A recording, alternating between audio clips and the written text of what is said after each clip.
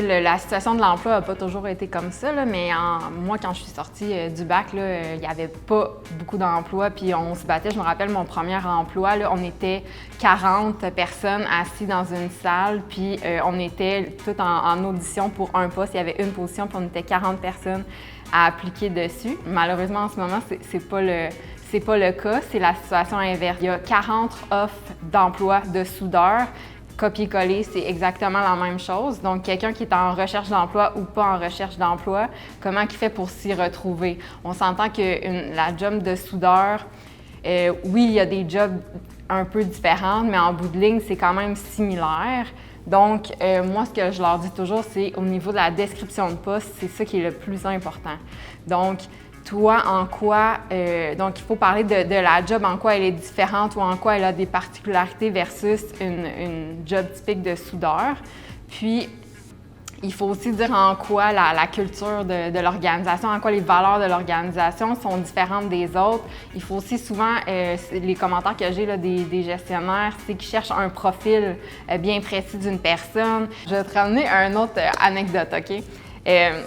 Parce que là, je parlais des postes des soudeurs, là, parce que c'est arrivé, mettons, il y a 3-4 ans. Puis au début, le directeur d'usine, le directeur des opérations, ce qu'il m'a dit, c'est bon, j'ai reçu quelques CV qui appliquent sur mon poste de soudeur. Quand je leur dis « Ah, bonjour, vous avez appliqué sur notre poste, c'est pourquoi vous avez décidé de nous envoyer votre CV », tout le monde lui répondait « Ah, je me rappelle pas, j'ai envoyé 1 million de CV, je me rappelle pas c'est quelle description de poste, puis vous êtes qui, vous? » Fait que là, ça, c'est un peu insultant comme un employeur. Puis, c'est là que je suis allée regarder sur le marché, sur qu'est-ce qui existait sur le marché. 40 offres d'emploi de soudeurs exactement copier-coller comme nous, comme tout le monde. Donc, je blâme pas, moi, les gens qui appliquent sur le poste de ne pas se rappeler c'est quelle notre description de poste, vu qu'elle est exactement comme tous les autres. Donc, moi, à chaque fois que quelqu'un me demande j'ai des problèmes en recrutement, qu'est-ce que je fais? La première étape, c'est ta description de poste. Donc, souvent, les gens, ils écrivent ça trop rapidement. Ils font une liste de tâches vraiment plate, là, un peu comme une liste d'épicerie c'est super froid, ça veut rien dire.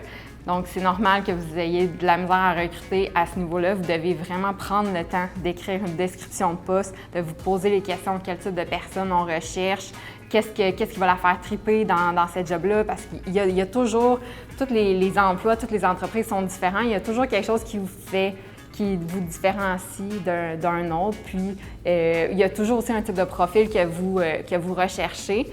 Puis, souvent, les autres commentaires que j'ai aussi, c'est « Ah, c'est pas les bonnes personnes qui appliquent sur le poste. » Puis, souvent, la réponse, c'est juste « OK, je comprends, c'est tel type de personne qu'on recherche, mais c'est pas marqué dans la description de poste. » Les gens, ils peuvent malheureusement pas lire dans nos pensées.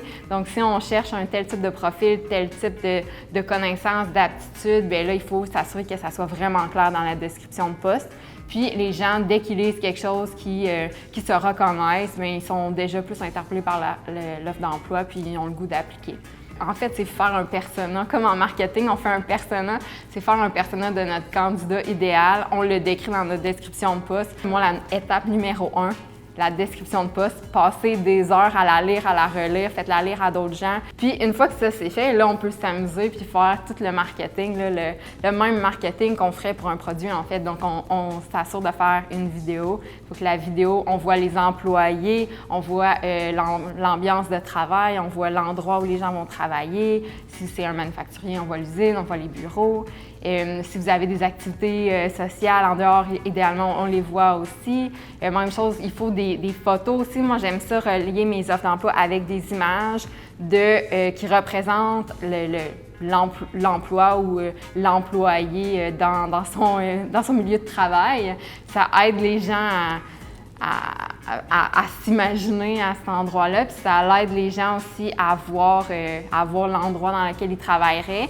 Puis, on voit beaucoup souvent là, des photos, là, des Shutterstock, là, des photos achetées. Moi, je recommande vraiment pas ça. Il y a moyen de prendre des photos pas si chères que ça. Souvent, les entreprises ils vont dépenser des milliers de dollars en agence des agences de recrutement des chasseurs de tête. Et moi, je conseille avant ça, là, mettez un peu d'argent dans faire votre description de poste, mettre des photos, vidéos, puis en bout de ligne, probablement, vous allez avoir des meilleurs employés. Ça va vous coûter moins cher aussi en chasseur de tête, là, puis en agence de recrutement.